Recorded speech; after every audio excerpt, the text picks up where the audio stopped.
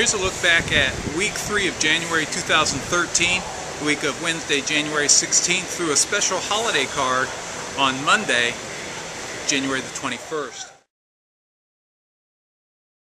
On Wednesday, January the 16th, I had a 40% Club Jamie Ness Midwest Thoroughbreds horse clear on the lead in the opener, caught on the wire, second. I won my best bet in the 8th with Houston Bull. Rob the Cradle, Wild Alley Cat. Houston Bull now goes on by. Houston Bull has taken the lead. It is Houston Bull in front. Haverhill moves up into second. Rob the Cradle, Wild Alley Cat. Houston Bull by 3.5.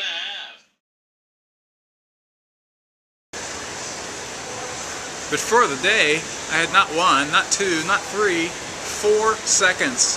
A win in 4 seconds and a third out of my 7 selections. Very disappointing.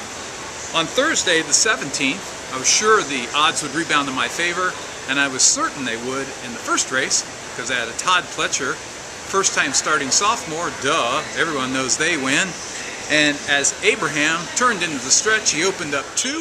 On the outside, tries to cut into that advantage in second, and he's doing it. Fiddler Blue coming up after Abraham.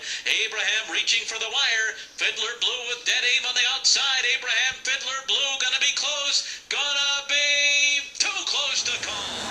Photo finish!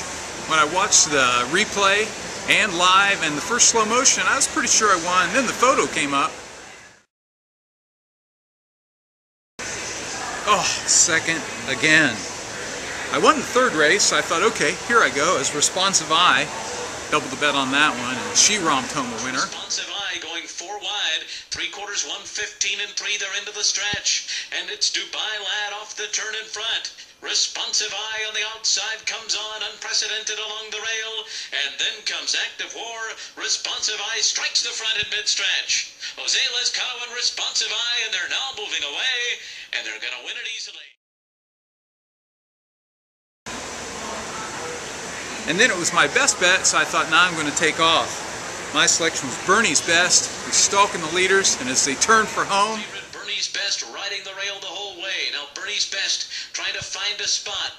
Steadying there sharply was Bernie's Best when Turkish had to take him. Oh, yeah, checked. Third after she finally recovered. But even though I only had the 1 win at Gulfstream, my best bet of the day was out west when Zenyatta's little sister, Éblouissante, made her second start, and as they turned for home, she made her big move. Éblouissante is making a run early on the far side. There goes Éblouissante now, and the red cap is up to third and coming to tackle the leaders. They come to the quarter pole. Folk Dancer still the leader. Pink Blossom between them. Éblouissante on the outside, now making it 3 in a line as they turn for home. Double Anti's back in 4th. Homeward bound, and Pink Blossom now strikes the front, immediately tackled though by Éblouissante, and Éblouissante gets a tap on the shoulder to go for home. On the inside, Pink Blossom's running a huge one, trying to go with her. Éblouissante is in front with 80 yards to run though, and now Éblouissante pulls to your late, and it's Éblouissante and Corrie Nakatani opening up to win by just under 2. Oh yeah, that's better. So I felt better about myself having scored with a primetime bet there. Friday was a bounce back day. I scored with 2 of my 5 selections at Gulfstream, and they were both my added money investments. In the 5th race, my selection was Stop Shopping Maria, a Todd Pletcher, Michael Rapolione filly. She had been second to champion My Miss Aurelia in her debut, came back and ran the fastest 2-year-old filly race of the season in 2011 to win her maiden.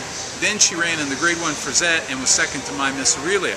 When the Breeders' Cup, they tried her on the turf and she was second there, and she'd been struggling to break through since then. Well, earlier in the meet, she finally got her non-winners 1 allowance on the turf, and today she is going for her second in another turf sprint. And as they turn for home, Stop Shopping Maria's under a hand ride outside of Mosaicist, and Stop Shopping Maria steadily edging away now. Still under a hand ride, with John Velasquez looking behind, and there's no one coming. Stop Shopping Maria scores over Mosaicist. Oh yeah, tripled the bet. She supported the Todd Pletcher stats at 44% when moving up in class at Gulfstream, and 47% with his second-time starters at Gulfstream. Then in the 10th race, my only other added money bet, I doubled the money on a Chad Brown filly, Don't Cry For Me. Chad Brown is always strong with maidens at Saratoga, but at Gulfstream he seems to be especially strong with maiden claimers. In fact, he's 43% according to the Gulfstream handicapper. And as they turn for home, Don't Cry For Me opened up. Turning for home in front, Don't Cry For Me to the outside. These two match strides. Sabuli finishing fast in the center of the course. Here comes Sabuli down the outside. Don't Cry For Me, Sabuli. These two with Don't Cry For Me in front. Sabuli. Much the best. So it's 2 for 5. Had a solid profit on the day. And then it was Saturday, the 19th, Sunshine Millions Day. Then in the second at Gulfstream Park, we were scheduled to go 1 mile and 7/16 on the turf, and I liked number 3, only to find out I had the wrong number. The second race at Gulfstream was scheduled for 1 mile and 7/16 on the turf. They changed it to 1.5 miles. So I look up at the odds. My horse, number 3, Amaris Prince, isn't number 3. He's part of the entry. Who's the other half? My second choice. And my third choice is Scratch. So instead of a $5 bet, doubled the bet because he's with my second choice, and tripled the bet because my third choice is out of it. And as they turn for home, Amaris Prince is pulling away in the late stride. And John Velasquez and Amaris Prince will score by 3. Holy Invader holds on for second. oh yeah, I'm so smart, sometimes just jump back, kiss myself. The 5th at Tampa was a starter handicap on the turf. I doubled the bet on Fleur de Lily. With the furlong to run, here comes Fleur de Lily. La Belly Twist with a huge effort toward the rail. Scorecard is still there. Fleur de Lily, scorecard. Fleur de Lily is up. Back at Tampa in the 5th with Fleur de Lily, and in the 6th, Learn the Lingo. $10 on each. Santa Anita in the first race. My best bet of the day out west was 3, Pretty Pricey Girl. Space Coast gets the lead. Space Coast, Pretty Pricey Girl chasing her, comes down to these two as they come to the 16th. Space Coast hanging on to it. Pretty Pricey Girl closing inches on the outside. Pretty Pricey Girl gonna get her. Pretty Pricey Girl. Pretty Pricey Girl, best of the day at Santa Anita, surging late. The 6th at Santa Anita is down the hillside. I like number 9, Jubilant Girl. She's a multiple winner and she's got sensational works. Jubilant Girl gets the lead. Jubilant Girl is the leader along the inside. Mince Connection coming with a late run. Mulan du Magan is in there as well, and then Bird Lover. They come for home, and it's Jubilant Girl kick clear.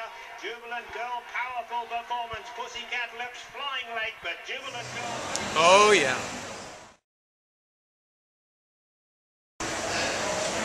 The 11th is my bet of the day at New Orleans. It's in a non-winners one allowance, number 2, Triumph and Song. First off the layoff, first for a new barn. She was 3rd last time out to the ultra-talented Vine. I think she looks tons the best. Away into the stretch. Half mile 45 and 4. Triumph and Song. Triumph and Song, the favorite, led into the final furlong now with a 3.5 length advantage. Ritzmaster, Silver Wings coming with a long run. 70 yards to go. Triumph and Song, Silver Wings, Ritzmaster 3rd. Triumph and Song and Jamie Terrio. Triumph and That's what I'm talking about. Woo! The finale at the fairgrounds, I doubled the bet on number 2, Easy Jazz. stretch. Half mile in 46 and 2/5 seconds. Easy Jazz, Hud's Rebellion, and Bluffalana. Lee's Down Omega 4th and trying to pick them up. Battle from the get-go is 5th. They're deep in the final furlong. Easy Jazz still giving plenty.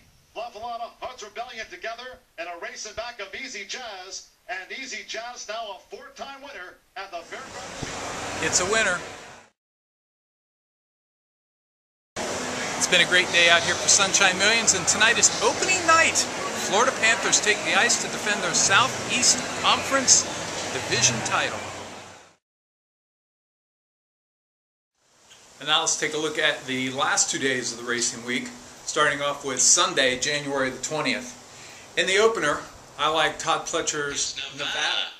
A half in 45 and 3, and Nevada's all alone at the top of the stretch. John Velasquez in Nevada pulling away. 10 in front. I doubled the bet, collected nearly $15. But the best bet of the day on Sunday was the feature race, the Kitten's Joy, named after turf champion Kitten's Joy, who was bred and owned and raced by Ken and Sarah Ramsey. So it seemed only appropriate to me that the winner should be an offspring of Kitten's Joy. Sideback number 4, Charming Kitten, who was out of the Todd Pletcher barn. And even though Todd Pletcher isn't statistically at his best on the turf going long, hey, I've learned too many times you can't go against Todd Pletcher. Charming Kitten sat just off the pace, and as they turned for home, they're coming toward the top of the stretch. Charming Kitten has taken the lead. Bamba Zonki's right alongside in second. They've left Redwood Kitten behind. Fire Guards on the far outside. Final furlong. Charming Kitten and Bamba Zonki. These two will decide it. Charming Kitten's got the lead. Bamba Zonki on the outside. Charming Kitten wins the Kitten's Joy. oh yeah, that's the best bet of the day. Primetime investment, collected nearly $35. On Monday, January the 21st, it was Martin Luther King Day, so there's special holiday racing. In the 7th was an interesting selection on my part. True, it was a Todd Pletcher horse, but it was on the turf going long. Earlier this week, as you remember in this video, I talked about Stop Shopping Maria. Stop Shopping Maria had looked like she had a lot of talent, and what Pletcher had to do this winter was drop her down into non-winners of 1 allowance, and then this week non-winners of 2, get her confidence back and let her start to build on that potential. Well, Finale was the pick today in a $40,000 claiming event. First time he stepped on the turf as a 2-year-old, he won. Then he ran in the Continental Mile, and he just literally jogged around the track. It was tons the best. Came back, won the Grade 3 Summer Stakes at Woodbine, and went off as the favorite in the Breeders' Cup Juvenile Turf at Churchill Downs in 2011 when we were there on the rail. Trouble that day, jostled, widened the stretch, and he was beaten 4 lengths. Came back here at Gulfstream last year. I saw it off the layoff. He was facing an up-and-coming 3-year-old Summerfront, who's gone on to be a multiple graded stakes winner. I went against him. Since then, he's missed 3 times, the last 2 in graded company this fall. So today, Pletcher drops him down into a high-priced $40,000 claiming spot. To me, I thought this is a move where probably he's not going to get taken. Give him a chance to get back in the winner's circle, build some confidence, start to move back up the allowance ladder, maybe in the stakes races. So he was wide from post 11, but as they hit the far turn, he started to make a move. The stretch. Bears Tiz, Livingston Street, Finale to the outside of them, the 3 of them into the final furlong. Here's Finale, Livingston Street, on the rail it's Bears Tiz, Finale now takes the lead a 16th out, Finale, Livingston Street, second, Finale, and John Velasquez to win from Livingston Street. Bingo bang.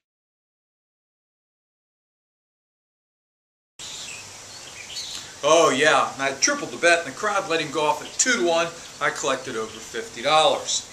And my last bet of the day was in the 9th race. We were going 11.5 furlongs on the turf. That's a 3-turn race. To find my selection, Kadea, completely out of the TV screen. Turns my head, final furlong, twirl in front, Kadea let loose on the outside. Here comes Kadea, moving up after Twirl.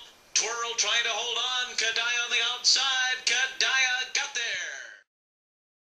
We'll be back at it on Thursday, and then on Saturday, it is the Grade 3 Holy Bowl, the first step towards the Florida Derby, and eventually the Kentucky Derby. And also that day, one of my favorite sprinters, Philly, Kauai Katie, will be running in the Grade 2 Forward Gal.